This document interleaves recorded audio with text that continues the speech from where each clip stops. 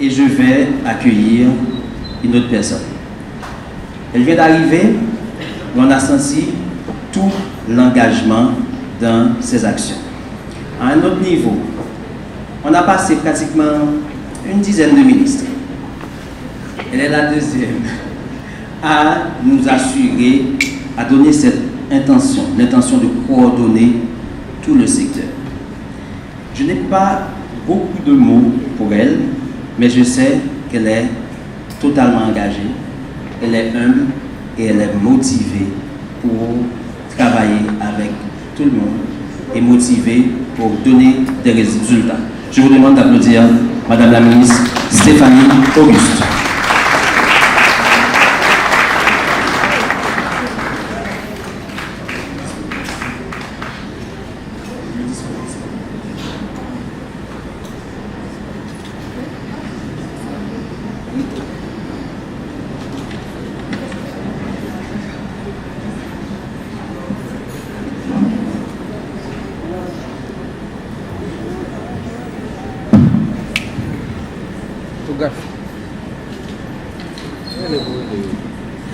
Madame la Première Dame, distinguée famille faisant office de famille d'accueil, chers enfants, Mesdames, Messieurs les honorables sénateurs et députés, Mesdames, Messieurs les membres du pouvoir judiciaire, chers collègues, Monsieur le protecteur du citoyen, Madame la directrice générale de l'Institut du bien-être social et de recherche, Mesdames, Messieurs les directeurs généraux, Madame l'ambassadrice de France en Haïti, Mesdames, Messieurs les représentants du corps diplomatique et consulaire, Monsieur le représentant de l'UNICEF, Madame la représentante de Terre des Hommes Lausanne en Haïti, Mesdames, Messieurs du barreau de Port-au-Prince, Mesdames, Messieurs du corps universitaire, Mesdames, Messieurs, représentants des partenaires nationaux et internationaux intéressés par la question, Mesdames, Messieurs de l'Institut du bien-être social et de recherche,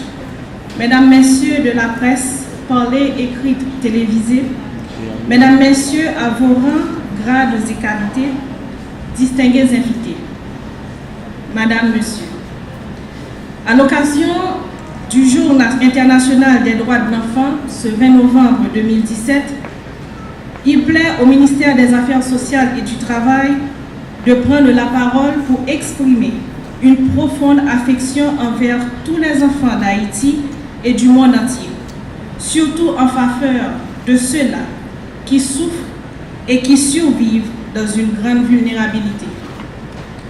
Il n'est plus un secret aujourd'hui pour personne que de 0 à 5 ans, l'enfant qui n'est pas bien nourri, bien accompagné, bien encadré, n'a pas la possibilité de recevoir cette dose complète de vaccins, vit en pleine menace, en plein risque face à des pathologies liées non seulement à leur construction biophysique natale, mais aussi à leur environnement familial, économique et social.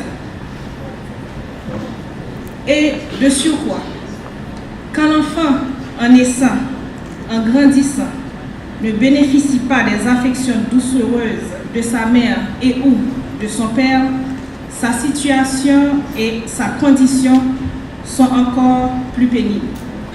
Cela dit, rien ne remplace la famille ou encore une ambiance, un univers familial pour un enfant. Jamais la femme que je suis aujourd'hui ne trahira l'enfance que j'étais hier. Par ma présence à cette cérémonie, je voudrais péremptoirement déclarer que l'enfance mal vécue augure sans l'ombre d'un doute l'existence d'un adulte mal épanoui.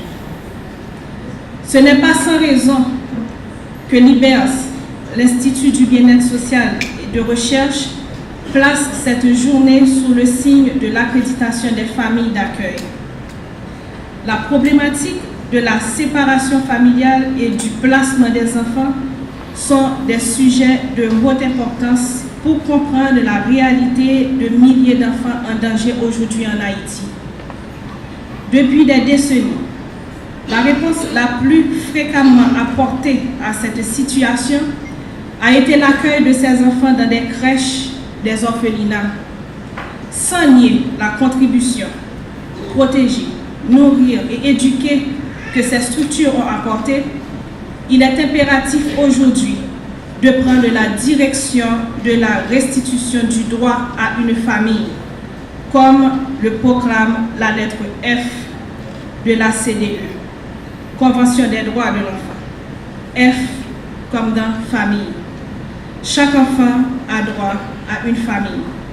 Tout comme la lettre N qui stipule que chaque enfant a droit à un nom de famille.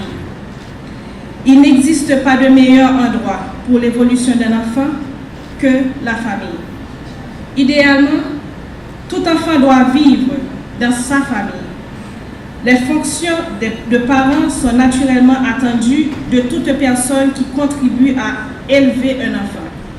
Traditionnellement, dans la culture haïtienne, cette fonction est dévolue aux pères et mères. Au terme de la Constitution de 1987 amendée, l'État protège la famille, base fondamentale de la société. Nous comprenons bien, tenant compte de notre réalité sociologique, que la famille peut s'étendre à d'autres membres. C'est la famille élargie. Nous allons aussi convenir que la famille peut être aussi adoptive et dans une autre mesure peut s'inscrire dans cette formule proposée par la loi du 15 juin 2003 relative à l'interdiction de toute forme d'abus, de violence. Je veux parler des familles d'accueil. Toutefois, quelle que soit la forme, la loi exige la protection de tous les enfants. Ils ont droit à l'amour, à l'affection, à la compréhension et aux soins moraux et matériels de toute personne ayant cette responsabilité. L'administration Moïse Lafontaine n'est pas en reste et a emboîté le pas dès son ascension au pouvoir. Dans la feuille de route qui m'a été adressée en tant que ministre des Affaires sociales et du Travail, le renforcement de la famille est un point capital. En effet, le ministère, en comptant sur l'appui des partenaires, doit travailler avec les ministères compétents pour instituer le livret de famille afin de regrouper les éléments importants de la vie civile du citoyen, à savoir naissance, reconnaissance d'un enfant, adoption, mariage, décès. Et de prendre, entre autres, des mesures pour venir en aide aux enfants des rues et lutter contre la délinquance juvénile. Pour restituer ce droit à la famille, il est opportun de garantir à chaque mère au chômage qui élève seule un enfant ou des enfants en âge scolaire un revenu minimum de solidarité. Tel est le programme Ti Maman Chérie. Car la protection de l'enfant est essentiellement liée au renforcement des programmes de support aux familles, de politique de l'emploi, de politique materno-infantile et celles relatives à la santé de la reproduction et de la petite enfance. Nous comprenons combien elle est noble, cette décision de contribuer au système de protection de l'enfant. C'est un geste hautement citoyen. Devenir famille d'accueil sans promesse de support financier obligatoire et continu est un exemple de solidarité pour lequel l'État, le gouvernement Moïse Lafontaine vous est grandement reconnaissant.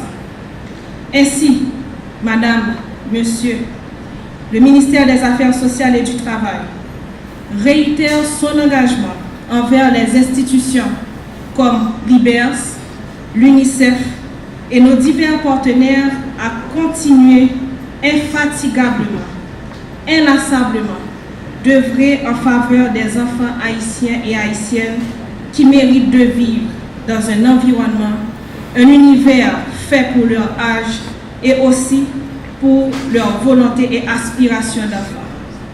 Avant de terminer cette prise de parole à l'égard des enfants, je voudrais ne pas manquer à mon obligation de ministre pour vous rappeler le vieil adage qui dit « tant vaut l'individu, tant vaut la société ». Aussi, cet individu est-il, enfant, se sentant tellement abandonné par la communauté, vous pousse désespérément le cri. À pas n'oublier ma terre, ça n'a fait avec nous. Je vous remercie.